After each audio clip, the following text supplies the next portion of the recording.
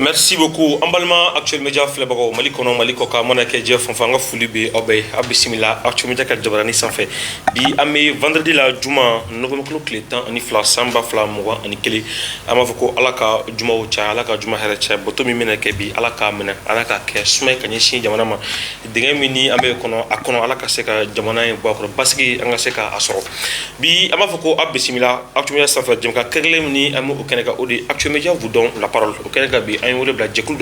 mini association pour le ratissage culturel et soutien social féminin en cas tagabolo en cas kokoro mali tabia akacha olu be se ka dobala to mini wala ani demain be se ka nyesi to mi armado mabi o ratissage ko nazara kan ko ni o ko ne ka ratissage ke sa o te ka tente min kan ko ta min men ka soko wala wa mais ni ala soma jogli masabe ambo ko bi uluna wala ke ani jekulin si ko nyemi o ka mirna baye munye kala me bolon bro na fa ko kala blokur ko te me mirna baw ani wulka job mi sa ke pour que lene mbo bulu ka jekul ko ka se ka soro projet mi bulu doni anato ko demain minni o bo ta nyeshi armado mo on a do fo ola onye wala sa anka se ka family soro la jëm kay munu mi ka suis en direct en fulube aben avec la ka soro ni en YouTube sans faire ani en site internet www.actuelmedia.net ama foko abismina kokora actuel media ka jabani sans fait bi ani wule bla masama association pour le ratissage culturel et soutien social. Présidente ni Aleye Madame Maïga Ma Kamara, président de l'association APMC.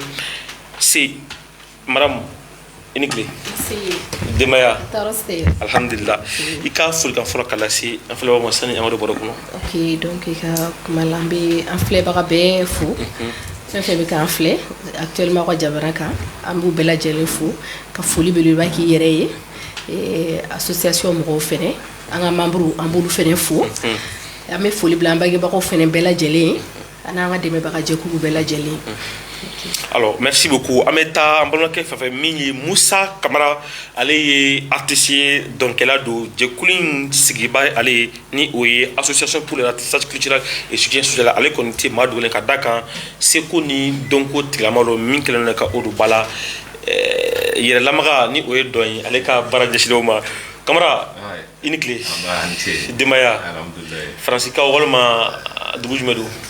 Francisca Obedi sumo Obedi iga fulga fula kala se en fulba mo san yaro boro kono aywa en fulba chela muso dem se vraiment programme amba bela jelen fo parce que actuel média je pense qu'à l'amène do fambe fait à l'amène do aywa alma de be fait chokro bola dem se bola be biga kono fo musala donc se wale no kase kene gambi on tie o ka bismillah jaranya abo arama o kaka yala igon tina bo ni on rede dona ne ko ne e ne be fene ke batol ke wala planète ke batol la alors am ta fatfata kamara fan fait aller war bonda tigama ni o trésorier oh aller fana tina bo ni amadou mulke on mi million mu wanyu ngano dama fatfata kamara ni clé sumo ko bedi iga fulka kala si flaba mo senanga do boro kono nga foli bi be nga foli bi ande me baga be nga foli bi an mamru bela jeli nga foli bi awire merci beaucoup aller tobe mo ko mais aller foli dama floko foli be de ba war bontigido alors activité flaba ni masorbi amulko bi jeklumi association pour le ratissage culturel et soutien social wotigi uludi be amulko bi madame amadam ela kamara ma kamara alors nema abe kamara comment c'est la famille. Bon, c'est la famille, pratiquement c'est la famille. Ouais. Parce que l'association est référée à fondement d'amener la famille là. Donc la famille est toujours là. Donc ni te camarade c'est doit kono. Bébé doit kono. Malien ni malien ou ité malien ou bébé c'est doit kono. Je ne raso do. Am le rasta ya. Abé de bala. Rasta il est bora rasta de là. D'accord. Alors mais je couligne reka on y a l'association pour le ratissage culturel. C'est pas maintenant wala to donc juste mena on rectifier, c'est l'association pour le métissage culturel. Ah non, ne remarque la pour le métissage culturel. Ah aketo be flebaoui abe aketo. Donc métissage culturel pourquoi? Parce que association nana et momi association est haklina soro. C'est la dernière fois mais comme il question générale de question à dessin na be réponse dit quoi. Aller des haklina soro comme artiste on ouvre donc au travers leur danse culture ni ba to ou benani et au danse ni ba que fond ni donc c'est pourquoi il est associé donc on s'est dit aussi que fɛn caman bɛ se ka bɔ a kɔnɔna na ale sigilen bɛ kɔ kan anw bɛ Mali la yan nɔ donc an bɛ se ka yiri caman bɛ se ka bɔ a kɔnɔna na. D'accord. Alors, on met ta caméra. Alors, monsieur Camara, le métissage culturel et soutien social, ne m'en de forme.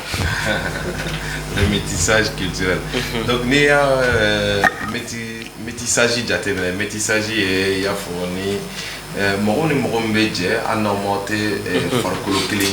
ye voilà aw tɛ dugu kelen mɔgɔ donc n'aw jɛra ka baara kɛ dɔrɔn déjà il y a un métissage parce que faransikan ni espagnol ni malien mana jɛ ka baara kɛ ou bien hali français ni farafin yɛrɛ mana jɛ ka baara kɛ déjà c'est un métissage n'aw ye den sɔrɔ o denw a bɛ fɔ olu denw ma ko métissi voilà o n'a ɲɔgɔnna caman bɛ yen donc comme n yɛrɛ sigiyɔrɔ bɛn don Faransi ma puis artistiquement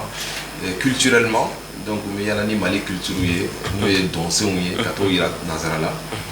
an bɛ tubabu la tubabu de b'an ka dɔn don ba la kosɛbɛ voilà olu de b'a to an bɛ balo an ka dɔn na ye an bɛ taa an b'an ka jɛmɛdɔnw kɛ yen an b'an ka catiribow kɛ yen u yɛrɛ bɛ catiriw bɔ f'u bɛ bamanankanw fɔ an nɔfɛ yen an ka catiriw kɔnɔna la bamanankan awɔ dɔw bɛ olu tɔgɔ Fanta dɔw bɛ olu tɔgɔ ko Koriɲan dɔw bɛ ko Kɔsiyɛn ayiwa sanbɔ kɔsiyɛn mana bɔ olu b'u tɔgɔ bila kɛ min ye o voilà sanbɔ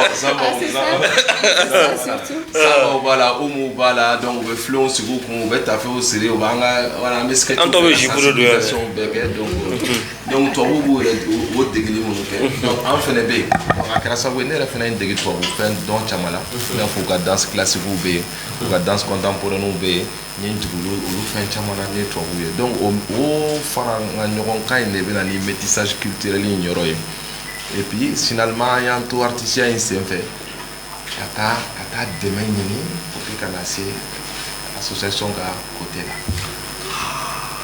donc association de métissage culturel et soutien social. Donc, métissage culturel, c'est-à-dire activité culturelle en place. Donc, demain, maintenant, quand on a soutien social. Très bien, il y a famille ça. Alors, on a dit alors, wari mana ɲini k'a bila ka na ani a bɛ don da minnu fɛ o dɔw bɛ kɛ jumɛn jumɛn a ka dɛmɛ bɛ se maa sugu jumɛn a ka sɔn dɔrɔn mɔgɔw bɛ dɛmɛ se mɔgɔw se mɔgɔw ma an b'a fɔ minnu ma dɛsɛbagatɔ ni min ko ko dɛsɛbagatɔ dɔw bɛ u b'u ka so kɔnɔ tɔli t'a kunna o caman bɛ yen bi san mana na denmisɛnninw tɛ si yɔrɔ ɲuman sɔrɔ hali u t'u dala dumuni yɛrɛ sɔrɔ k'a dun balo dunko saba kɔni voilà n'a fɔ ko le 3 a dɛmɛ bɛ se olu de ma. Alors donc sobin kɔni ani sɛgɛn kɔni quartier caman bɛ yen an tɛna yɔrɔ tɔgɔ sinon o maaw nana kama o kɔni sɛgɛn dolo bala ye kosɛbɛ yala dɛmɛ ninnu bɛ kɛ cogo di a bɛ wuli ka taa dɔrɔn ni min bɛnna a b'a d'o ma walima sara jumɛn bɛ yen pour que dɛmɛ bɛ ka kɛ maaw ye. an b'u ɲini dɔw fana b'an wele n'a y'a sɔrɔ mɔgɔ dɔw bɛ association na n'u bɛ mɔgɔw dɔw ka yɔrɔ la u quartier wɛrɛw la u ni numéro bilala mɔgɔw b'an wele an bɛ taga lajɛ présidente yɛrɛ bɛ délégué ka membre dɔ fara kan u bɛ taa lajɛ n'a sɔrɔ a tigi ni dɛmɛ ka kan o la an bɛ sɔrɔ ka dɛmɛ lase a ma. Alors monsieur Camara dɛmɛ bɛ se maa kelen de ma walima a bɛ jɛkulu de ta ka dɛmɛ d'olu ma walima c'est à dire a bɛ mɔgɔw trier cogo di c'est à dire dɛmɛ bɛ kɛ ɲɔgɔn fɛ ou bien ni maa kelen min ka dɛmɛ jukɔrɔ a b'o ta d'a ma walima a bɛ maaw fara fara ɲɔgɔn kan ka se k'a bɛɛ kɛ dɛmɛbakuru kelen ka se k'o d'u ma. ok bon an ka laɲini ye ka se ka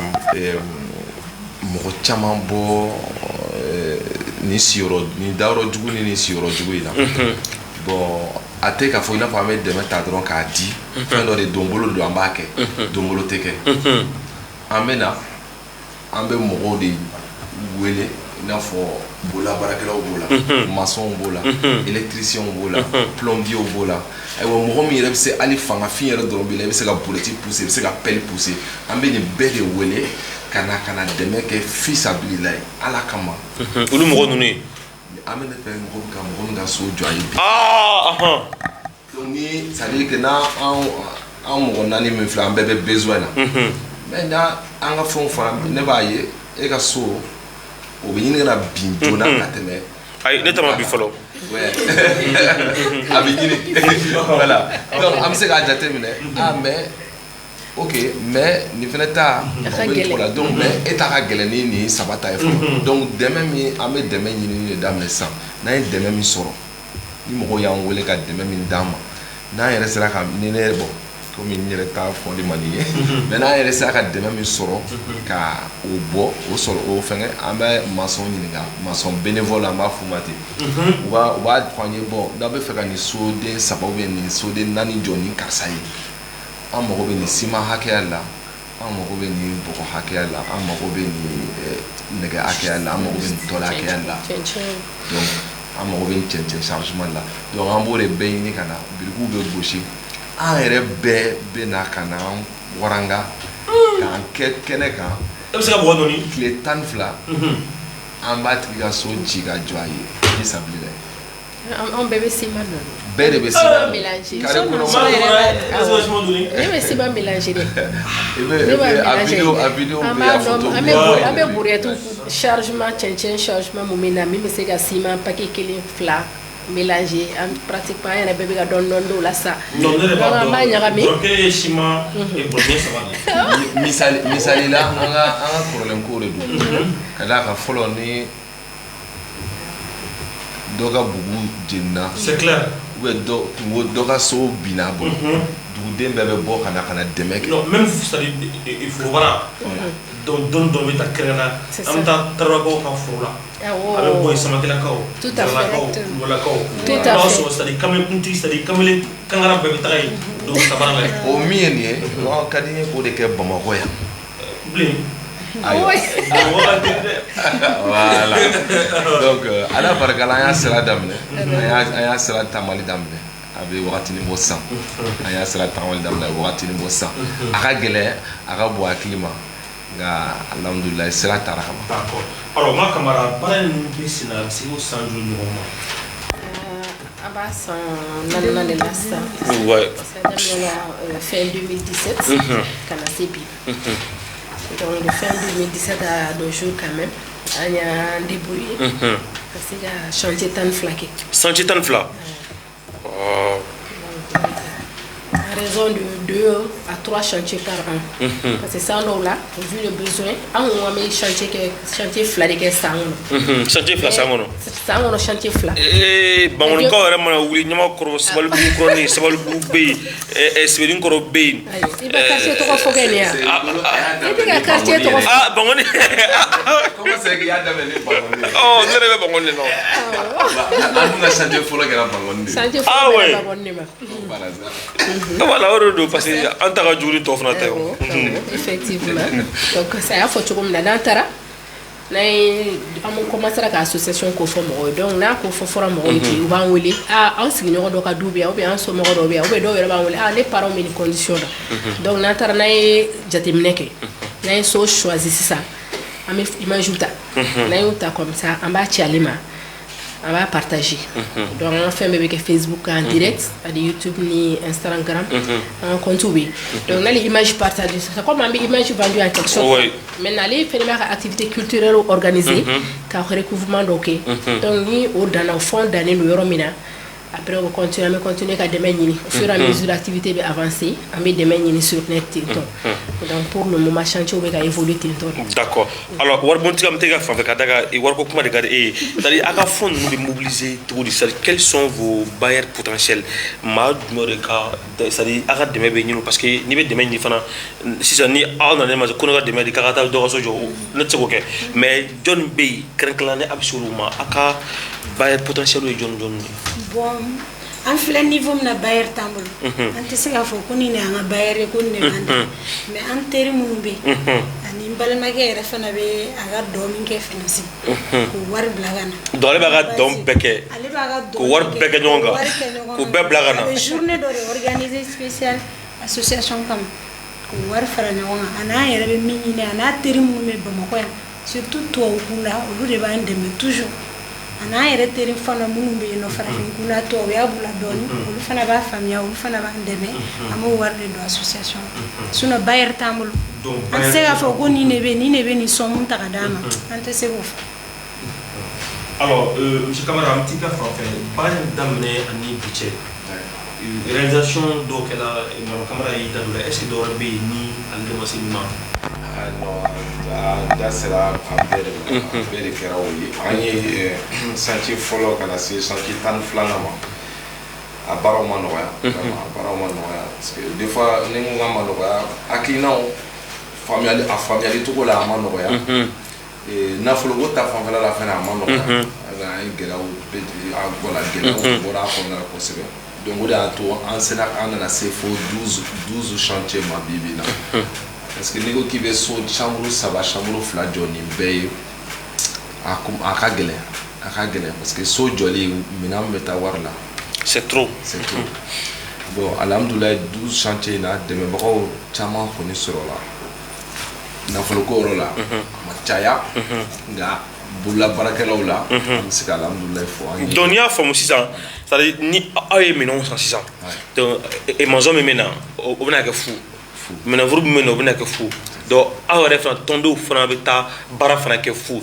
donc nɛgɛsiri min bɛna nɛgɛ siri u b'a kɛ fu. u b'a siri fu. Ça c'est o contribution ko dan ye. Voilà.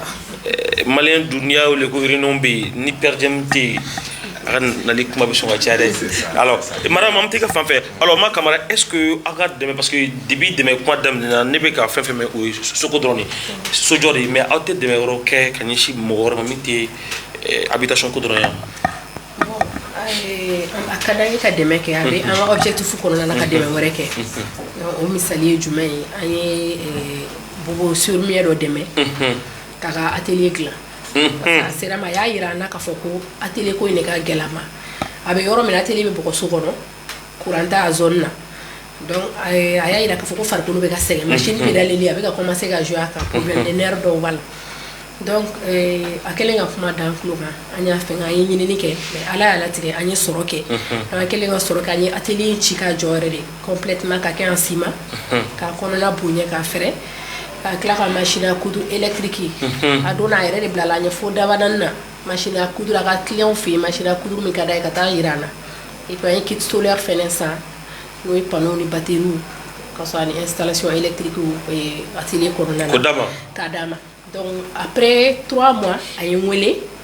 a y'a ka biriki fɔlɔ gosi min kɛ k'a bɛna a ka so jɔ a ye n wele ka na biriki fɔlɔ yira n na n y'a photo ta k'a ci pour que bɛɛ k'a ye k'a fɔ an ye dɛmɛ min kɛ a résultat yira donc o y'o dɛmɛ sira ye et aussi an bɛ ka den dɔ association à travers l'association den dɛsɛbagatɔ dɔ fɛnɛ bɛ yen o fɛnɛ bɛ ka parrainer a ka école la donc ça veut dire pour dire que association objectif wɛrɛw b'a la min tɛ so jɔ dɔrɔn ye toujours mais toujours a bɛɛ bɛ dɛsɛbagatɔw de bɛ ni cadre kɔnɔna la mais baara bɛ n'a taabolo de association fɛnɛ jɛkulu o jɛkulu a n'a sigikan de don donc an bɛ baara kɛ la olu yɔrɔ la sisan ka dɛsɛbagatɔw dɛmɛ u ka activitéw la n'a se b'an ye mais toujours mɔgɔw k'a faamuya k'a fɔ an bɛ enquêtes de kɛ et puis an b'a fɔ bɛɛ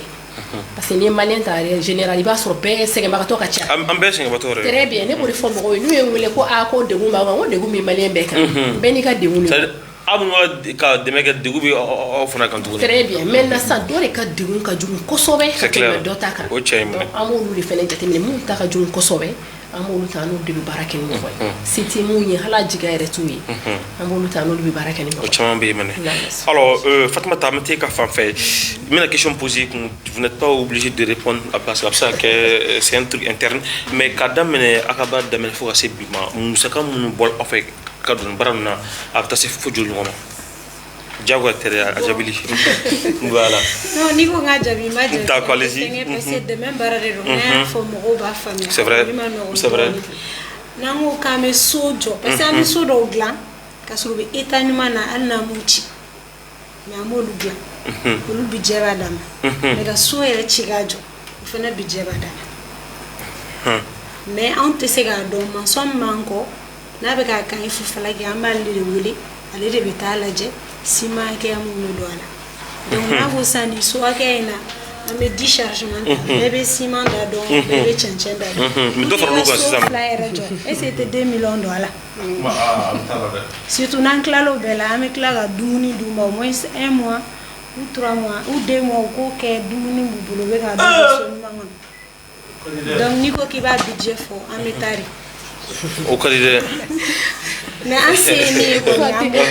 tout est sur les réseaux sociaux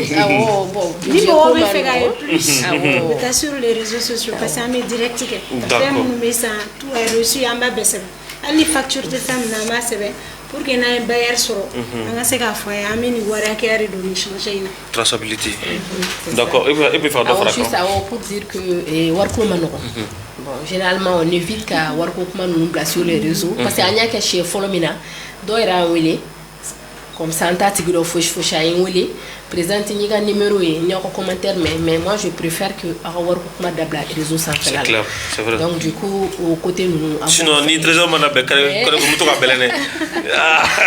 chantier ben budget on a terminé à Roladje si c'est 2 chambres ou 3 chambres véranda ou 4 chambres on ben budget mais généralement un budget nous chite mais 3 millions d'accord parce qu'on fait juste pour que le nécessaire le nécessaire pour qu'attirer d'abord de bon comme donc on fait luxe juste un petit truc pour que ça coûte des petits trucs alors monsieur quand même un petit peu en fait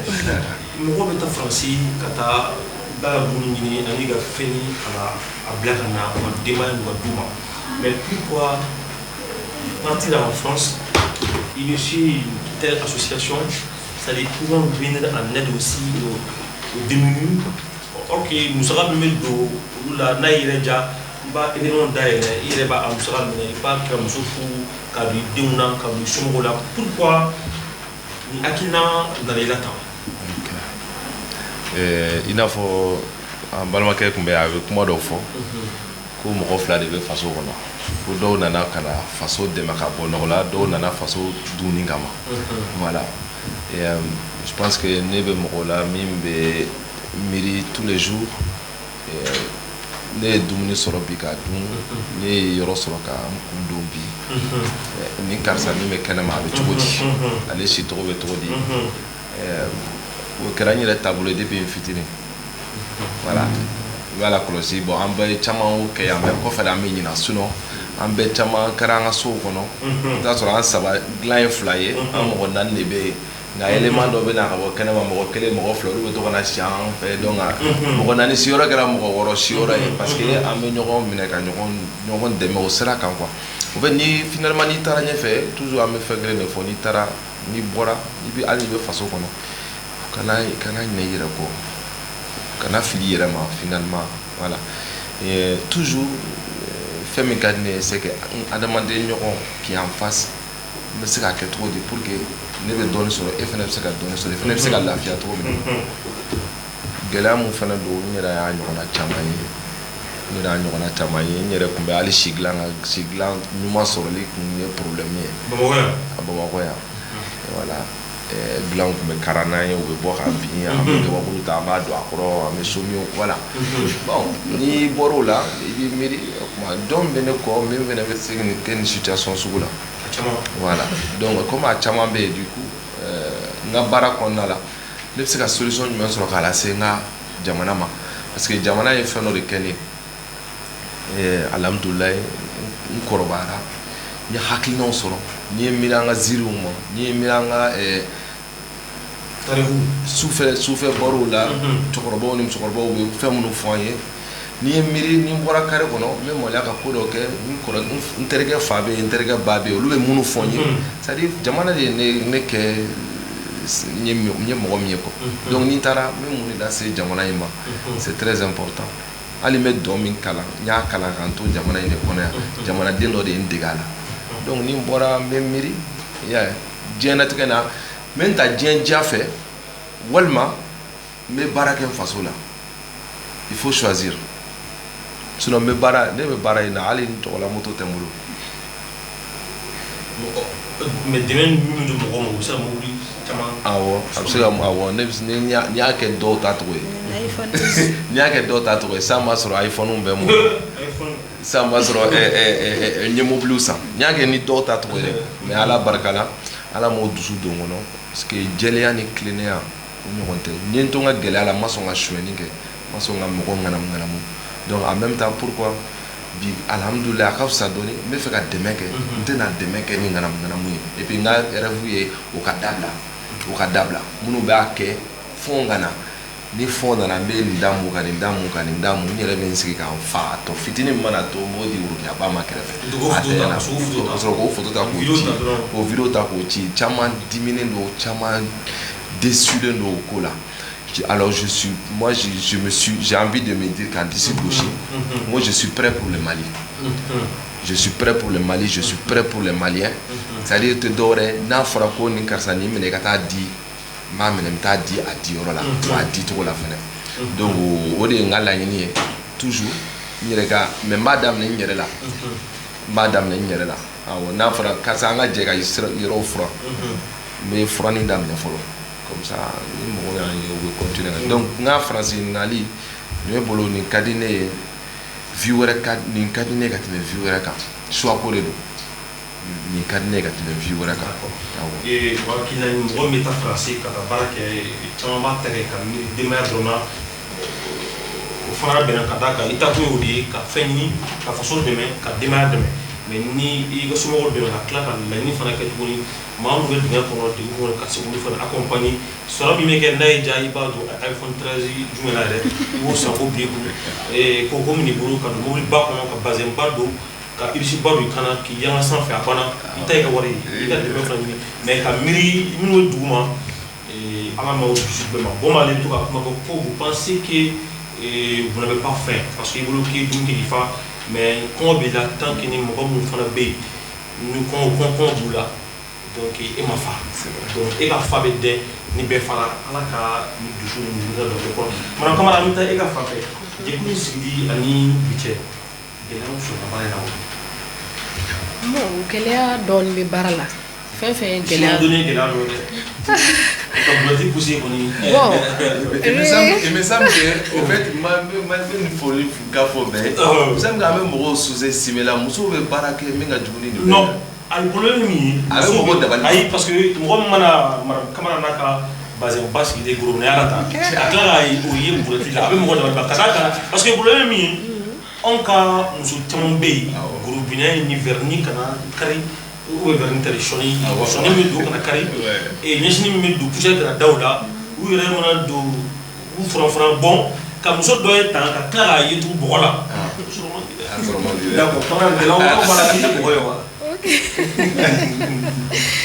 oui gɛlɛya bɛ baara la gɛlɛya fɛn o fɛn gɛlɛya b'a la surtout an b'a daminɛ de la an ma lakodɔn kosɛbɛ association ma lakodɔn ni n ko a ma kodɔn bon bi in na tubarikala ala ni sababu ɲuman bi kɔni a ka fisa bon sinon an b'a daminɛ dɔɔni min kama an y'a ɲini ka fɛn caman yɔrɔ caman tun bɛ a kun ka d'an ye ka olu approcher a kun ka d'an ye an ka entreprise ou bien quincaillerie mun bɛ yan par exemple idée bɔra nana cogo min na sojɔ idée nana cogo min na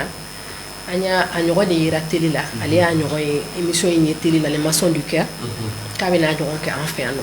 bon olu dun bɛ baara kɛ u bɛ taa entreprise bɔ a dɔn u bɛ taa boutique la magasin na k'a fɔ an bɛ fɛ ka nin yɔrɔ nin tigi ka yɔrɔ la dilan donc dɔw bɛ se k'a fɔ aw mago bɛ nɛgɛ hakɛya joli la ou bien aw mago bɛ tɔn na aw mago bɛ matériel min na u bɛ matériel ta dɔrɔn k'a fourni aw bɛ baara kɛ n'a ye bon anw m'o de sɔrɔ an fɛ a tun ka d'an ye o ɲɔgɔn dɔ tun ka se ka sɔrɔ an ka dugu kɔnɔ an ka Mali la yan nɔ o ka se ka fɔ société baw ka se k'an wele a ye na nin minɛ mais quand même on remercie le bon Dieu parce que a daminɛna déjà an ye a daminɛ ni entreprise dɔw ye quincaillerie dɔw fɛnɛ dɔɔni d'an ma fɛn bɛɛ n'a a gɛlɛya don quoi mais bi bi in na an bɛ yɔrɔ min na chantier 12nan in a tɛ i b'a fɔ ko chantier fɔlɔ kɛcogo ma kɛ kelen ye hali k'u ti ma surunya ɲɔgɔn na oui expérience sɔrɔla o de don parce que a tɛ taa o kɔ quoi chaque chantier a été une expérience pour nous an ye chantier kelen fɛn fɛn kɛ expérience bɛ bɔ a kɔnɔ et puis on essaie au fur et à mesure an bɛ avancer k'olu corriger ka na dɔɔni dɔɔni bon an tora o gɛlɛyaw b'an na donc gɛlɛya fanba ye jumɛn ye financement ko ye o de ye gɛlɛya sɔrɔ ko ye o de ye gɛlɛya fanba ye wala gɛlɛya fɔlɔ kun ye min ye a ma nɔgɔn dɛ don na n yɛrɛ ye dɔ commenter ka tila ka siran tuguni u kana na nɛnɛ réseaux sociaux kan n y'a ye ko dɔ ye mobili V8 walima dɔ mun yɛrɛ nin tɛ mobili ninnu dɔn k'o y'o di artiste dɔ ma non mais ni nin nana nin wari di anw ma sisan nɔ nin bɛ so 3 4 jɔ anw ye bon est-ce que a digun fana ye kelen ye bon digun kɔni tɛ kelen ye digun tɛ kelen ye o de b'a kɛ donc o ye gɛlɛya yɔrɔnin dɔ ye gɛlɛya fɛnɛ min tun b'an kan fɔlɔ mɔgɔw ka da aw la ka bɔ ka na an bɛ ka ɲɔgɔn nɛmɛ min fɔ an k'an bolo don ɲɔgɔn fɛ k'an sigi ɲɔgɔn ka dilan yɔrɔ la dilan o degun tun bɛ yen mais ala y'a kɛ an ye télélabɔ kun fɔlɔ mun sɔrɔ dɔw nana donc y'a ye télé la a y'a fɔ cogo min na muso maçon dɔw yɛrɛ b'o la a y'a ye télé la dɔrɔn muso maçon awɔ a y'an wele a ko a ko association diyara ne ye a ko baara diyara ne ye ne ye maçonnya kalan de kɛ o yɛlɛ safo sanfɛ o kuma ka ca dɛ a dun bɛ yɛlɛ dɛ aw yɛlɛ safo sanfɛ ne y'a bila an fila ni ɲɔgɔn cɛ an yɛrɛ da bɛ waga de muso ma ca muso ma ca muso ma ca dɔrɔn a b'a kɛ ka ɲɛ dɛ et puis a ka kuma man ca a ka kuma man ca n'a nana dɔrɔn a furulen don fana vraiment an sera an taara f'a ka so ka taa cɛ remercier parce que a sugu sɔrɔ man di quoi an taara f'a ka so ka taa cɛ remercier vraiment bon n'a ɲɔgɔnna ni ninnu mais bi tubarikala an ni chantier kɛ kuma min na mɔgɔ baden de y'a ye télé la k'an wele k'a fɔ an bɛ fɛ ka na aw ka fɛn diyara an ye an bɛ fɛ ka adhérer donc bi bi in association bonyana dɔɔni an bɛ se k'o yɔrɔnin fɔ a la. d'accord waribon ti an bɛ taa fan fɛ parce que wariko de ka di est ce que fanga tigilamɔgɔw ka dɛmɛ bɛ se aw ma est ce que a y'o démarché waso ka se ka aw dɛmɛ. bon tiɲɛ na fanga tigilamɔgɔw ka côté la an b'u ka dɛmɛ. aw est ce que a y'a ɲini fana. bon au début an kun y'a essayé k'a ɲini parce que an ye dossier déposé yɔrɔ caman na mais an ma réponse sɔrɔ. donc a y'o démarché kɔni mais a ma. an ma réponse sɔrɔ fɔlɔ nin don y'an chantier 12 ye. chantier 12 dɛmɛ ma sɔrɔ. cɛmancɛ fanga in bɛ yen wari bɛ yen sisan a ma s'o fana ma. a ma nɔgɔn dɔɔni. a ma nɔgɔn dɔɔni. politique ko a ma nɔgɔn dɔɔni. ayi o tɛ politique ko ministère ni fɛnw na wariw bɛ na fana de dɛmɛ jabala jɛkulu dɛmɛli kama allez-y. après an ye dɔɔni kɛ mais an siranna fɛnɛ au fait an siranna sira in tɛ dɔwɛrɛ ye n'i donna mɔgɔ mɔgɔ kan bibi la n'i ko ko association dɔ la a b'a kɔnɔ i yɛrɛ da mana wɔgɔ k'a fɔ ko association dɔ la a b'a kɔnɔ. c'est gosikɛlaw de fana cayala o. donc finalement an y'an ka baara daminɛ an y'an ka baara daminɛ n ko n'a tagalen ɲɛfɛ ni u bɛ n'a ye i n'a fɔ bi bi in na an bɛ actuel media sanfɛ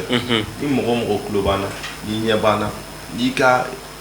i ye faama tigilamɔgɔ dɔ ka attaché dɔ ye jɛkulu min don c'est clair et on voit clair dedans n'i nana k'i ka dɛmɛ di a bɛ s'a se yɔrɔ la n'i y'an wele puis ala ko de don c'est à dire an tɛ k'an da yirimɛ ɲini a la ala ko baara de don an bɛ ka ɲa dɔ de ma fisabilila donc n'i y'an wele k'a fɔ tiɲɛ la aw bɛ baara min kan a ka ɲi faso ɲɛtaa baara don ne ye ministre nin ye ne ye président nin ye a ye hɔn parce que depuis baara min na fo bi an ye chantier 12 kɛ mais y a personne min bolo wulila donna ka 500 000 ta k'a di k'a ye hɔn. fanga kɔnɔ fanga tigilamɔgɔw. hali particulier fanga o particulier o a tɛ yen mɔgɔ si tɛ yen n bɛ k'a fɔ bɛɛ kulo bɛ na. mobili dun bɛ ka san ka di. n'i ye 500 000 ta 100 k'a fɔ k'a ye hɔn a 100 dɛ wari dira attention wari dira 20 dira 30 dira 50 dira 20 dira hali jisuma dira. n bɛ terikɛ yɛrɛ fɔ a ye ne kun bɛ ka boisson den kelen jan ko musa aw sara tɛ n bolo mais boisson den kelen minɛ k'i sɔn suma wa ne jɔlen ɲɛ non mais n jɔlen kasira j'ai pleuré parce que son intention m'a touché ka tɛmɛ fɛn bɛɛ kan n ko n bɛ n kali ye nin sanji ko ye hali ni ne bɛ samara senna samara de feere k'a don a la n t'a dabila on va continuer voilà donc ni mɔgɔw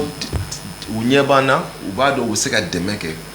se ka s'a ma karisa i bɛ se ka se ni karisa ma bi bi in na numéro filɛ ta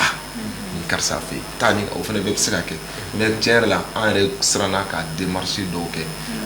début dɔw kɛra on dossier bila ka poser hein mais association ko ouais tous les jours il y a des associations qui passent par ici tous les jours il y a des associations qui rentrent par là qui sortent par là qui font partie qui montent encore en parle après on voit pas ce qu'ils font et puis l'argent est parti donc an y'o tellement gagné mais donc an ye fɛn caman nɔgɔya mais an nana bi actuel media sanfɛ n'hakili la hali ni min y'a kɛ i n'a fɔ a ɲɛ t'a la a y'a ye a y'a mɛn parce que actuel media lamɛnnen don bɛɛ b'a dɔn actuel media bɛ taa yɔrɔ min na donc u b'a ye u b'a mɛn n'u y'an wele on n'hésitera pas de répondre et puis k'a yira u la i ye 2 millions di 2 millions donna yɔrɔ min na a don yɔrɔ filɛ a facture filɛ a mɔgɔw filɛ nin ye a résultat filɛ nin karisa ka so la wa an kalekan ye de maliyɛn den bɛɛ fɛn fɛn bɛ siyɔrɔ jugu la a bɛɛ ka se ka bɔ siyɔrɔ jugu la ka siyɔrɔ ɲuman sɔrɔ ala k'o kɛ hɛrɛ alors jɛkulu in kɔnɔna na a membre ye parce que maa dɔw bɛ ɲakɛnɛ yɛrɛ kɔnɔ yan i t'olu ye yɔrɔ bɛɛ la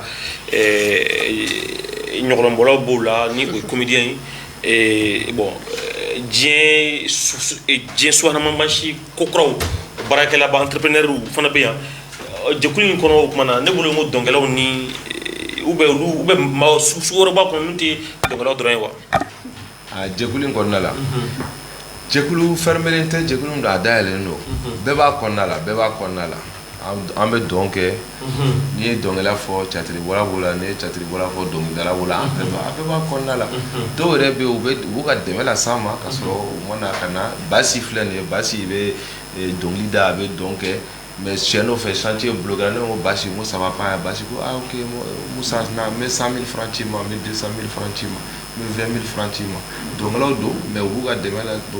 ne bɛ dɔnkɛla wɛrɛw wele ma fɔ a ye na an ka se ka dɔn kɛ pour ka se ka fond dɔɔni sɔrɔ ka association ye u bɛ na u b'u ka dɛmɛ kɛ hali journalistes bi na actuellement ja y'an ka dɛmɛbaga belebele parce que yan an sigilen bɛ yan bi a bɛ ka an ka jayira mɔgɔw la donc o ye dɛmɛ belebele donc mɔgɔ bɛ se ka fɛn min kɛ jɛkulu kɔnɔna na i ye jɛkulu de akila ne yɛrɛ tɔgɔ sɔrɔ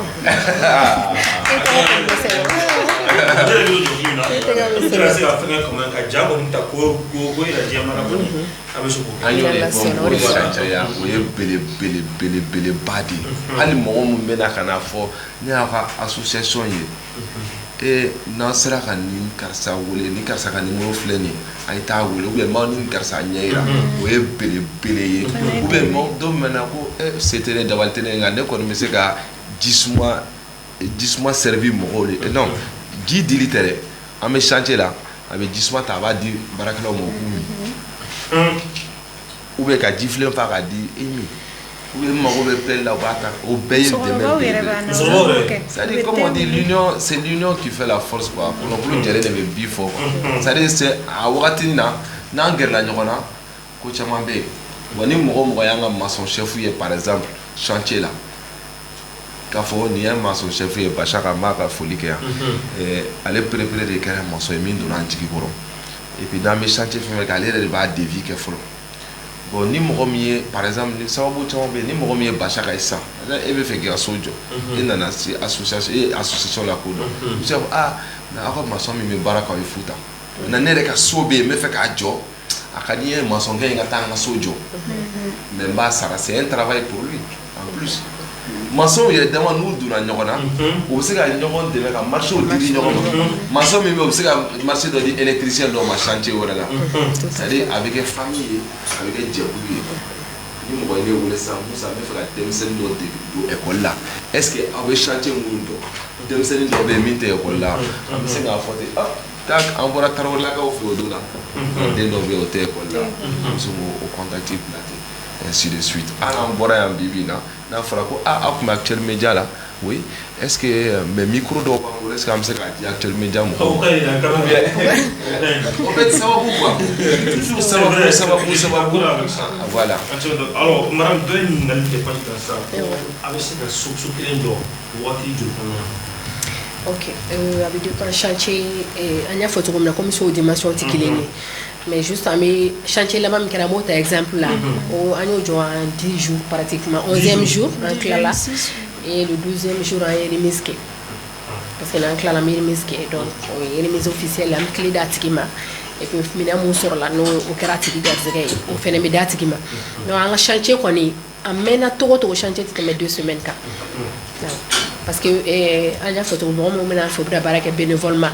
donc n'u nana baara kɛ fu la i tɛ se k'a fɔ mɔgɔw ye k'u ka baaraw bila ka tila ka na traîner e nɔfɛ fu la donc a ma nasɔngɔ k'u bɛ senna k'u ka ca awɔ yɔrɔ a kuma ka ca imagine e bɛ min kɛ boli par jour n'an ko k'an bɛ minɛ k'e bila chantier kɔnɔ ça même une journée a tɛ nɔgɔya donc n'a ɲɔgɔnnaw de don a tɛ mɔgɔw bila u ka traîner kojugu i t'a sɔrɔ dɔw bɛ na Musa y'a fɔ cogo min na famille bɛ ka bonya dɔɔni dɔɔni c'est-à-dire dɔw dara an na kun fɔlɔ la a sɔrɔla terikundaw fɛ olu dara an na ka tugu an nɔfɛ an n'olu bɛ baara kun fɔlɔ kɛ maintenant sisan plus an bɛ ka avancer plus an bɛ mun ka baara kɛ olu fɛnɛ ka denmisɛnnin dɔw bɛ fara kan dɔn et avec avancé mɔgɔ wɛrɛ fɛnɛ bɛ yen mun bɛ dan na an bɛ ka min kɛ olu fɛnɛ bɛ fara kan ainsi de suite donc bibi na bɛ yɔrɔ min na an bɛ se ka fɔ famille ka bonya ten cogoya de la quoi. Alors, Fatoumata Camara, ni maa min bɛ fɛ ka dɛmɛ kɛ sisan. A mana kɛ particulier a mana kɛ jɛkulu a mana kɛ fanga yɛrɛ c'est-à-dire dɛmɛ bɛ se ka kɛ cogo di.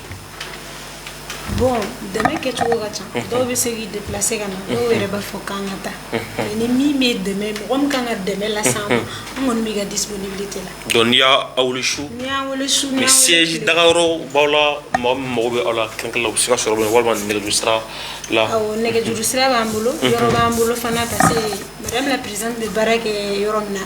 avec les noms qui jouent là, pour que vous ayez redamé une réunion Bambulo, ni Morom Ferraille, c'est plus proche à elle. Clair contact dit mais bon et tu sais au Djabi si ça m'était à l'égal fait yala mirna ba jumɛn bɛ ni o projet ye a bɛ fɛ ka min b'o la doni a natɔ la walima min yɛrɛ bɛ en cours. Toujours association ka canal kan mais en fait an ka laɲini kɔni ye ka se ka chantier kana jɔ pour l'instant. Pour l'instant, un chantier flan de Kessangon. Ou bien ça va.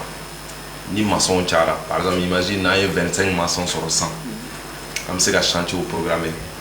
partout dans l'année. Nous faisons un boré. Et ni bailleurs de fonds tchara. Ni bailleurs de fonds faisons tchara. Donc, maintenant, tchara. Donc du coup, on sait que chantier en même temps. Au lieu de faire 2 ou 3, on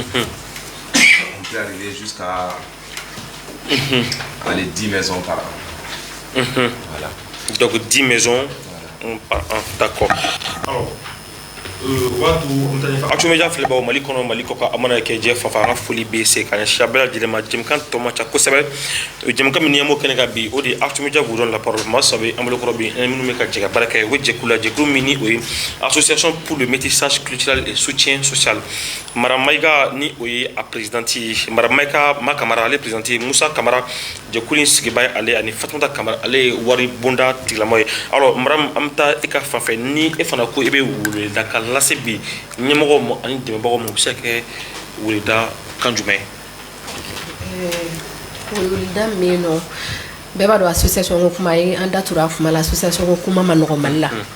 donc an kɔni association an y'a sigi ka min an b'a dɔn an y'a fɔ bɛɛ ye mais n'a kɔni ka d'an ye mɔgɔw ka danaya ta k'a d'an kan a kana kɛ wariko ye an y'o ɲini dɛmɛ tɛ wari dɔrɔn ye ni min bɛ se k'ale ka minɛn san k'a fɔ ne de bɛ se ka ciment di anw ma ou bien ne bɛ se ka nɛgɛ d'aw ma ou bien ne bɛ se ka cɛncɛn chargement de jigin an mago bɛ ninnu bɛɛ la donc bɛɛ ka bɔ ka na u ka n'an dɛmɛ u ka d'an na et puis association ka dɔn association ka visibilité an mago b'o la kosɛbɛ kosɛbɛ donc pour an ka se ka baaraw kɛ baara ka se ka nɔgɔya an bolo fɛnɛ parce que hali yan dɛsɛbagatɔ caman kun t'a dɔn k'a fɔ ko ni association sugu bɛ Mali la. A caman bɛ yen u t'a dɔn. D'accord donc ne yɛrɛ ye kunnafonidila ye bɔlɔlɔ sira fɛ radio ni télé la mais ne yɛrɛ fana kun t'a dɔn ko nin jɛkulu in bɛ yen. ok donc o dɛmɛ sira kelen fɛ an b'a dɔn mɔgɔ ɲumanw b'an fɛ yan nɔ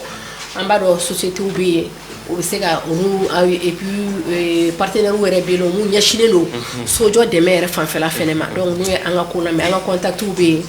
an ka. I bɛ se ka contact di. awɔ. 71 09 09 74 74 83 83. ok donc o y'ale ka contact ye. mais page Facebook bɛ la sɔrɔ. page Facebook bɛ yen métissage culturel. métissage culturel. awɔ n'i y'a don dɔrɔn APMC a bɛ fɛn.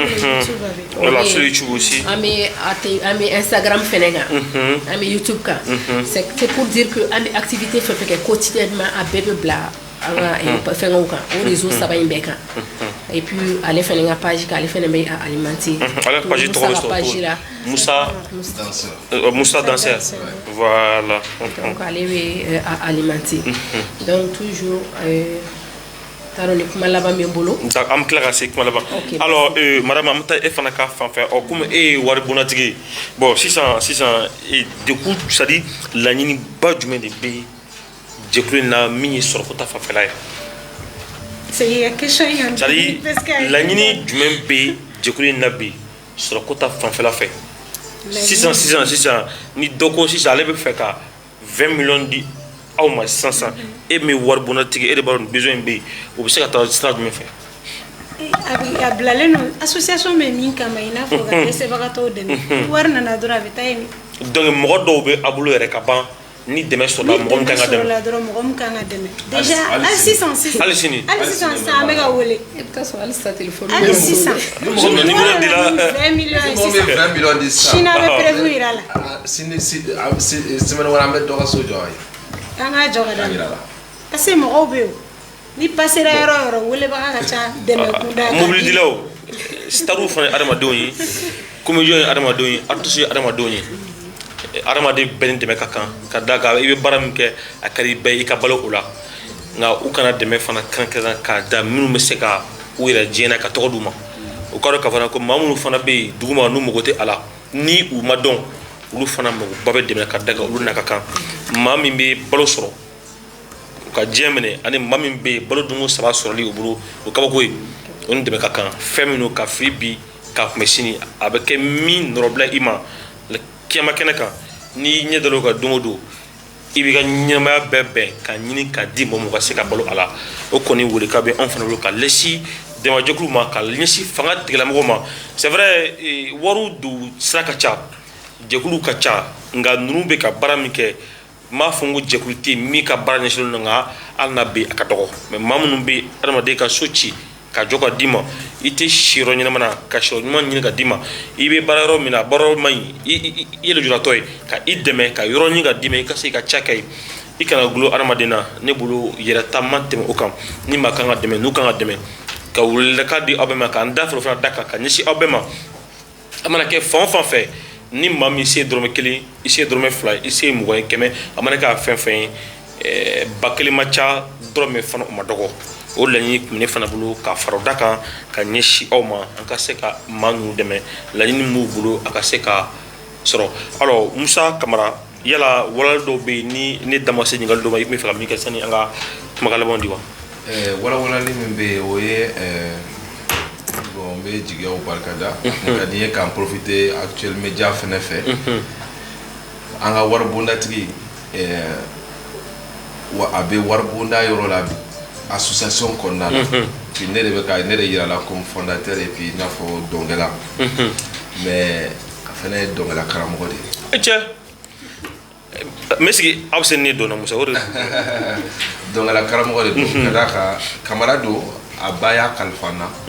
ko an bɛɛ ye Kamara donc n ka hakili to a la donc a ye caman dege n bolo bi bi na ne taara presque ne taara Faransi mais yan ale de bɛ mɔgɔw dege dɔn na ne kɔfɛ parce que o danaya yɛrɛ n'o fɛnɛ de nana ni ka na an ka wari trésor de confier a la parce que vraiment danaya bɛ yen a bɛɛ tɛ se ka wari mara dɛ ko a kɛra badenya ko ye donc parce que bi bi na n'i ka i to kɔ kan ka fɛnw ci i tɛ se k'a ci bɛɛ ma dɔw b'a dun de dɛ Tarawelekaw b'a dun dɛ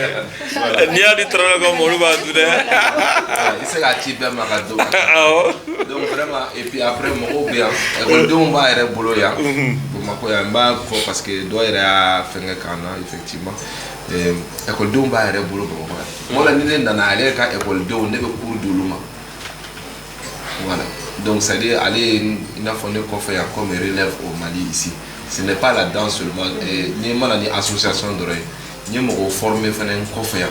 ni n taara don min na olu minnu bɛ se ka cours de danse di mɔgɔw ma Mali kɔnɔ yan wa u bɛ cours de danse di tubabuw ma yan u b'a di farafinw ma yan voilà ni mɔgɔ minnu fɛnɛ t'o yɔrɔnin dɔn o yɔrɔnin bɛ o kan ka préciser kojugu vraiment et puis toujours a kɛra balimako ye a kɛra famille ko ye dans l'art et aussi dans l'humanitaire. Voilà. Donc toujours mais insister k'a yira an mago bɛ bolola baarakɛlaw la en plus des bailleurs de fonds an mago bɛ bolola baarakɛlaw la c'est vrai maison kelen ka baara kɛ wari o fana bɛ caman wɛrɛ nɛgɛsirila bɛ yen maison bɛ yen minɛnforo yɛrɛ fana bɛ yen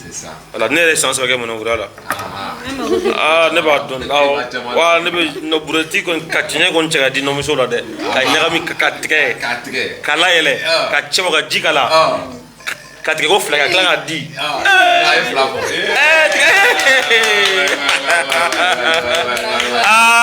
le monsieur là dɛ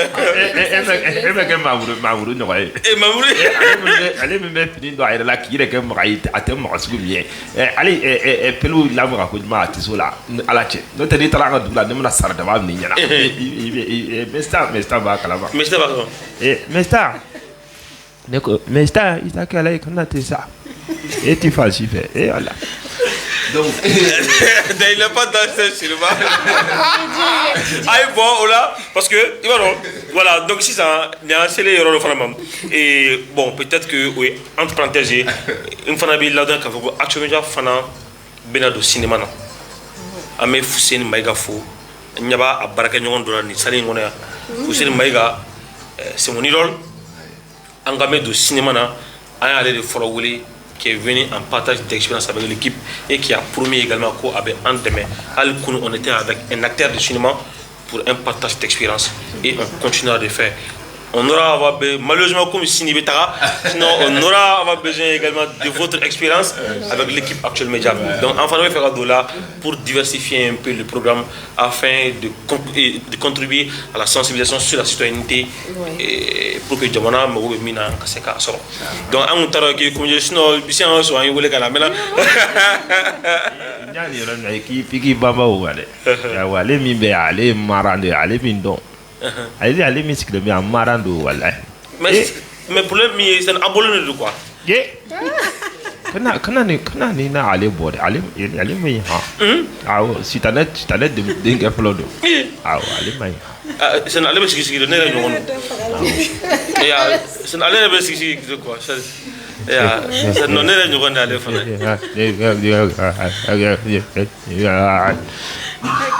Nesta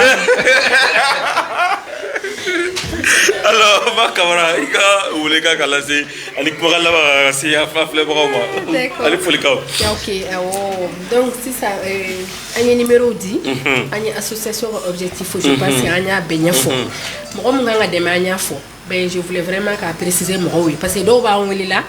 pour des problèmes qui n'ont rien à voir avec association beminke o mi mo nga muso furu sandu oh do ya wono la kale mako be ko nyom nena donc association ko ou be do ga foko ne che ba ne no na che muso wereta o luta association donc o ya o se ko ko me fait qu'à préciser c'est vrai ko woli ke ko mi no ka do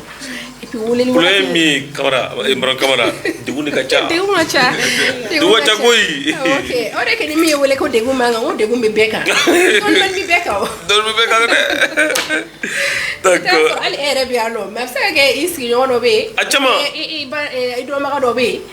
ate condition na mais i fene nga condition fene ce qui permettait qu'aller fene ta to do la sona do ni me cha quoi c'est clair donc o nyoron te balade gumbe beka mais anga famia ka fo do ta ka jugo de do ta mo de ni go do ga ja do ba ko fe c'est clair ni mana ke condition na to ibi situation ni ba so ibi do nye do fene bi e ko fe donc faut mo ko yoroni famia ko nana degun ko nye munye mu deselino réellement il faut reconnaître que do be no desere de ko ali dumuni rere koli ti soro ka ke ta soro alu pe barami banami do dese ka bara ok donc ubi ta soro do chewe saka don tu bolo mais anga ka fo ka me vevu fene de mais il faut que lu fene nga fabe ka amena vevu de ka côté la fene o doronte mi bi degun rere de ko na donc c'est que vevu ma be condition su bela c'est clair bon mu be degun rere ko no réellement anka mo oludema fuki ka kɛ dego yɛrɛ ka do ka kɛ dego kɔnɔ parce que ni association wele an na déplacer ka taa na ya sɔrɔ al dɛmɛ baga kelen bi lan tigɛ baara kɛ an b'o yɔrɔ ni préciser k'o bɔ a la mɔgɔw k'a faamuya ka fɔ dɛsɛbagatɔw de don doni mɔgɔ ye wele bila ma a fana b'a ka enquête kɛ an fana b'an enquête de kɛ an b'an enquête kɛ donc n'an sera dɔ ka sɔrɔ i t'o condition kɔnɔna na dɔrɔn an bɛ bɔ yen et puis an b'a fɔ mɔgɔw ye fana an fana bɛ dɛmɛbaga ɲini de la an fana bɛ association ma fɔ ɲɛnama tɛ association an bɛ dɛmɛbaga de ɲini ni y'a min télé labɔ ba in bɛɛ kɛ mɔgɔw bɛ sɔrɔ mais ne y'a min télé labɔ min kɛ an bɛ weleliw kɛ an bɛ passer journalistes na presse la pour que association k'a lakodɔn dɛmɛbagaw fana k'a lakodɔn u ka se ka an dɛmɛ k'u bolo don an fɛ donc o yɔrɔ la comme ko n bɛ se ka foli ka laban kɛ vraiment n'i y'a mɛn jɔnni kunna bi i ka fɔ k'i sababu ɲuman caman bɔra an ye donc kɛrɛnkɛrɛnnenya la i yɛrɛ b'a dɔn kalama n'o ye an balimakɛ Zege Musa Jara ye an b'a fo vraiment parce que depuis association kuma fɔra ye fo bi a ma sigi ni mana n'a sunɔgɔra yɛrɛ a bɛ boli la cogo an bɛ se ka don cogo association bɛ se ka ko la dɔn cogo a fɛnɛ kɛlen bɛ k'a k'a ka cɛsiri ye donc denmisɛnnin mɔgɔ ko ka kuma denmisɛnnin n'a tɛgɛ kora ka ɲɛ a tɛgɛ ko ɲuman a ni mɔgɔkɔrɔba dɛgɛ nɔ donc a donna ni an y'a k'an den ye mais a sera a bɛ se ka donna yɔrɔ a cɛsirilen don très bien ala k'o kɛ c'est très bientôt inchallah ala k'o kɛ très bientôt d'accord donc an bɛ foli bila ale ye ani a sababu tɔw caman dɔw bɛ yan dama di dɔw fɛnɛ u ka fɔ c'est vrai u kan k'u yɛrɛ ɲini kɔnɔna na donc an b'olu fɔ dɔw ye dɛmɛ di an ka tubabumuso bɔra ka fɔ teli la ko hali ni maliyɛn bɛɛ ye 200 di association ya bɛ taa ɲɛ o ka ca dɔw y'a kuma mɛn dɔw ye 200 di dɔw ye 400 di donc min se ye bien quoi message passera a diyara mɔgɔw donc c'est lieu maintenant k'olu fɛnɛ fo geste min don a man dɔgɔn dɛ message min passera u y'a faamuya a bɔra u diinɛ n'u ŋaniya fɛnɛ de la k'a kɛ donc an b'olu bɛɛ fo mun nana tew ni sukɔrɔw ni jiw d'an ma sur le chantier vraiment a y'o bɛɛ ɲimi a y'o bɛɛ ɲimi chantier la donc o bɛɛ b'a la o bɛɛ de b'a kɔnɔna na tobilikɛlaw b'an bolo mun bɛ an ka dumuni tobi an ye baara fɛn bɛɛ b'a kɔnɔ tewilaw bɛ yen a bɛɛ donc an bɛ bɛɛ lajɛlen fo. Merci beaucoup, madame. Alors, madame Fatoumata Camara, et ka kumakallawan di ka wuli ka mor war ko bi ka de ko sabe. Wala ya fa. Do ko ni war tamay. Donc wuli ka mene buluga se bema. An be ga jaga fara ne ko am malijo. Na fara ne wonga am jamana injo. C'est clair. Famaute, memote, warti ote, an yerere. Na mbulo de ne woma. Ni philosophie de. Oui metani. Donc mi se manage fin ni ya dawma ama di fantama an yɛrɛ fantan yɛrɛ mais an fana bɛ dɔn ye c'est clair donc mɔgɔw n'u b'an wele u b'an wele problème ɲuman na u kana an wele problème inutile an bɛ ba appel la degun de don bɛɛ n'i ka degun c'est à dire fɔbaga t'u bolo n'u y'a ye ko mɔgɔw kun fɔ aw ye c'est à dire hali ni aw ma fɛn sɔrɔ ka d'u ma du fait que u y'a fɔ dɔrɔn aw ye ils sont à l'aise quoi parce que moyen t'u bolo u b'a fɔ mami i b'a sɔrɔ k'u donna da bɛɛ fɛ a ma sɔrɔ u k'a fɔ aw ye a k'a fɔ an tɛ ka baara tɛ nin ye nka ni ala sɔnna ma ni don min n'an ka dɛmɛ sira nin sira ma u ka d'u ye quoi. Honnêtement, pour qu'il y ait un son là, je n'ai pas la parole. Allez-y. Il y a une dame qui m'a appelé les problèmes neurona. A y'a ka problème explosé. A ko mba do tise ka fɛn kɛ dɛ. Mais mba ɲɛfi a ka di n k'a f'i ye parce que n tɔɔrɔlen don kojugu. Donc je l'ai écouté an ye échanger kosɛbɛ n yɛrɛ fɛnɛ en tant que femme hakilina ye min ye n fɛnɛ y'o d'a ma an ye baroni dɔɔni kɛ ten tɔ téléphone na bon olu dɔw bɛ faamuya olu dɔw bɛ se ka faamuya quoi. I bɛ an ka commerçant baw wele kosɛbɛ. Wari yɛrɛ man d'anw ye mais ni min y'an wele ka ciment d'a ma ka cɛncɛn d'a ma ka électricité minɛnw d'a ma o bɛ diya an ye dɛ. Ka électricité minɛnw d'a ma ka ciment d'a ma waritigiw caman ti bon waritigiw bɛ dɛmɛ na don o don dilankɔrɔw bɛ yen mɔgɔ tɛ s'a ma olu bɛɛ bɛ di yan an b'o bɛɛ minɛ an b'a minɛ ka dilan ka ɲa k'a di dɔ ma min t'o sɔrɔ yɛrɛ an ye chantier 12 min kɛra rideau kɔrɔw ni dara kɔrɔw dɔw de y'o d'a ma mais très bien n'a fait c'est la seconde na mais a tigi bɛ don kuma min na a bɛ nisɔndiya ne ka ngileba di ne yɛrɛ ma sa yayi d'a ma ale fauteuil d'a ma an b'a fo kosɛbɛ mais comme famille ye famille fila ye donc an tɛ se k'a bila dɔ ka so kɔnɔ ka dɔ ka so kɔnɔ la to yen an y'a bila yen fɔlɔ an b'a dilan ka solution an b'a dilan a bɛ bɛn mɔgɔ wɛrɛ ma a b'a dilan ka bila ne bɛ na de elle me fait puis madame la présidente depuis association daminɛra a b'a kɛ fu a ma foyi sɔrɔ mais kɔsa in na dɔ y'a wele ka cadeau d'a ma cadeau jumɛn a m'a tigi fo walayi jaw ye ka kibaruyaw ye jiba ka bɔ fo faransi a ye weleli kɛ a ko vraiment aw bɛ baara min na tiɲɛ yɛrɛ la ne ye fasoden n bɛ mali kɔ kan ne yɛrɛ tɛ se ka ɲɔgɔn kɛ mali ye nka vraiment ne ka laɲini ye k'aw remercier donc i ni kɔrɔmuso tun bɛ Ivoire Media la nin minɛ i bɛ concerteur kelen n b'a di ma i bɛ taa di kɔrɔmuso ma mun tɛ dɛ Congélateur, ah d'accord. Anto, arasa auto donne. O de femme me fait un chemin. Frigo, voilà, femme me fait un chemin. Alors frigo kele mine aka a yɛrɛ boloma dɛmɛ ni o ye ne ka cadeau ye k'a di a ma en gros i b'a di ko n b'a di i kɔrɔmuso de ma ale ta a k'a minɛ a ka baara kɛ n'a ye. Oh, mais ni baara bɛ dɔn a bɛ se ka jisuma bila a kunna a bɛ suma a b'o cɛ ka taa d'an ma santé la. Ani ji mɛ ɲamaku i ɲamaku ka ɲamaku k'a la quoi. An bɛ maliyɛn bɛɛ wele association in dayɛlɛlen don bɛɛ ka na ani association wɛrɛw. Association wɛrɛw n'u mago banna k'u bɛ se ka na n'u ka baara kɛ u ka na an mago bɛ bɛɛ la. Il y a pas de problème. Alors, mais Camara, ika kuma kala bani ka foli ka kala si filabagaw ma. Foli ka laban bɛ ne bolo ye vraiment k'aw yɛrɛ fo fɔlɔ. Actuel Media vraiment merci ka sababu ɲumanw fo vraiment mɔgɔ caman bɛ o tɛ fɛ o tɔgɔ ka fɔ vraiment u b'a dɔn nin yɔrɔ la k'a fɔ ko baara min don ne de y'a laɲini a ka kɛ mais ne kelen tɛ se k'a kɛ. I tɛ se. Jama baara de don jɛkulu baara de don mais bɛɛ bɛ ne kɔni fo kosɛbɛ parce que n y'a hakilina sɔrɔ et puis a ka di n ye an ka taa o sira fɛ toujours wa alhamdulilah an bɛ ka taa sira fɛ wa an bɛ taa an tɛ jɔ fɛnɛ an tɛ taa an tɛna jɔ fɛnɛ parce que n y'a dɔn fɛn dɔ bɛ baara in kɔnɔna la baraka bɛ baara in na a dun fɔra ni baraka bɛ ko o ko la a bɛ sɛgɛn de nka a tɛ tiɲɛ ni baraka bɛ ko o ko la a ye ko o ko kɛ ala ko kama tagalen ɲɛfɛ a bɛ san sɔrɔ donc n b'a dɔn n y'a kɛ ni ŋaniya min donc a kɛra cogo o cogo baara in tɛna jɔ n'an y'an fara ɲɔgɔn kan halisa a bɛ kɛ tɔgɔ jaba kelen de mais a tɛna jɔ toujours an bɛ taa ɲɛfɛ toujours an bɛ avancer vraiment dɛmɛ in diyara n ye a bonyara n ma ne yɛrɛ kɔni sewara n content na mɔgɔ mɔgɔ tulo b'an na nin yɔrɔ in na voilà a bɛ na ɲama a bɛ ɲɛji pikiri dɔ ci ma parce que ɲɛji banna sinon n tun bɛ fɛ ka kasi mais ɲɛji ale banna voilà an bɛna pikiri wɛrɛ kɛ pour que a ka se ka kɛ n'ala ye juma wɛrɛ n'o tɛ o yɔrɔnin bɔra la n ma tila fana don kɔngɔ fana bɛ na donc kumakan laban min bɛ n bolo ko n b'o de fɔ wa n b'o de fɔ a k'a mɛn voilà n nana ka bɔ faransi n yɛlɛnna k'a fɔ ko bamakɔ ɲɛgɛn ko ji bɛ don a fɛ dɔw bɛ tɔli t'u ka ɲɛgɛn kunna ji bɛ don donc ji bɛ don i bɛ taa i lafiya yɔrɔ min na ji bɛ don yen donc ne donna dɔrɔn ne y'a fili ka jigin dɔrɔn a ye rebond kɛ k'a yɛlɛ Rebond ji ye rebond kɛ k'a yɛlɛ a ye rebond kɛ k'a yɛlɛ dɔrɔn ko e ta ye bɛ kɛ tan de ko nin dabila dɛ donc finalement an y'a kɛ squat ye tubabuw b'a fɔ ko squat n'i y'a fili dɔrɔn i b'i jɛ ka taa ko taa n'a ye taa dɔrɔn a b'a fɔ k'i sigi tuguni voilà donc o kɛra sababu ye donc ni tɔli tɛ mɔgɔ mɔgɔ ka ɲɛgɛn fɛnɛ kunna an bɛ taa tɔli bila a kunna quoi pour que ji kana jigin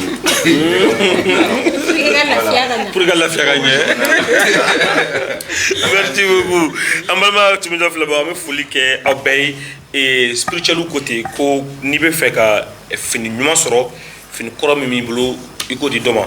n'i bɛ fɛ ka bolimafɛn kura ɲuman sɔrɔ kɔrɔlen min b'i bolo i tɛ se ma k'i k'o di dɔ ma n'i bɛ fɛ ka kɛ waritigiba ye to ka wari di mɔgɔw ma e bɛ se kara bɛ se ka kɛ min k'o di dɔ ma ko quand tu donnes tu reçois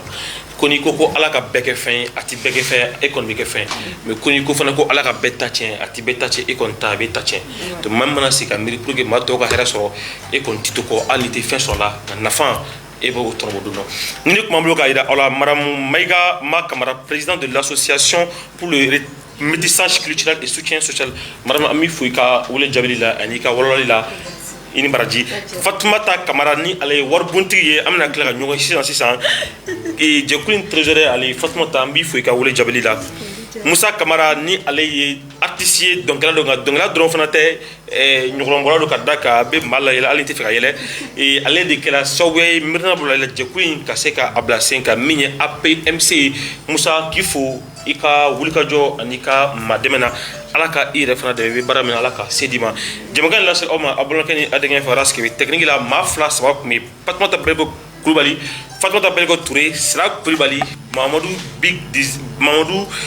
Jara excusez-moi Mamadou Jim k'an ka foli bɛ aw bɛɛ ye